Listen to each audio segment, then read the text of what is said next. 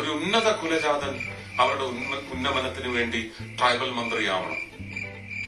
എനിക്ക് കേരളത്തിൽ ജീവിക്കുന്ന ഒരാൾ എന്ന നിലയ്ക്ക് പരിചയമുള്ള കുല എന്ന് പറയുന്നത് പൂവൻകുല, ഞാലിപ്പൂവൻ കുല, റോബസ്റ്റ് കുല, ഇതൊക്കെയാണ്.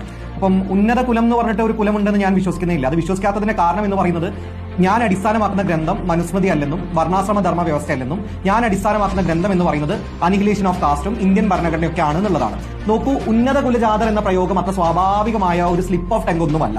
ഉന്നത കുലജാതർ എന്ന് പറയുന്ന പ്രയോഗത്തിൽ തന്നെ അടിസ്ഥാനം എന്ന് പറയുന്നത് ചില മനുഷ്യർ ഉന്നത കുലമാണെന്നും ചില മനുഷ്യർ നികൃഷ്ട ജന്മമാണെന്നും നികൃഷ്ട കുലമാണ് എന്നുള്ളതാണ് ഉന്നത കുലജാതർ എന്ന് പറയുന്ന പ്രയോഗത്തിലുള്ളത്. ഇന്ത്യൻ ഭരണഘടന നമ്മളോട് പറയുന്നത് ഒരു ഉന്നത കുലവും ഇവിടെ ഇല്ലെന്നും കൃത്യമായി ഇവിടെ പൗരർ മാത്രമേ ഉള്ളൂ എന്നുള്ളതാണ് ഇന്ത്യൻ ഭരണഘടന വളരെ കൃത്യമായി കൊണ്ട് നമ്മളോട് പറയുന്നത്. അപ്പോൾ ഗ്രേഡഡ് ഇൻഇക്വാലിറ്റിയെ തിരിച്ചു കൊണ്ടുവരുന്ന രീതിയിലുള്ള ഇത്തരം പദപ്രയോഗങ്ങൾ മനസ്സിലെ ജാതീയതയെ തന്നെയാണ് തുറന്നു കാട്ടുന്നത് എന്ന കാര്യത്തിൽ യാതൊരു സംശയവുമില്ല.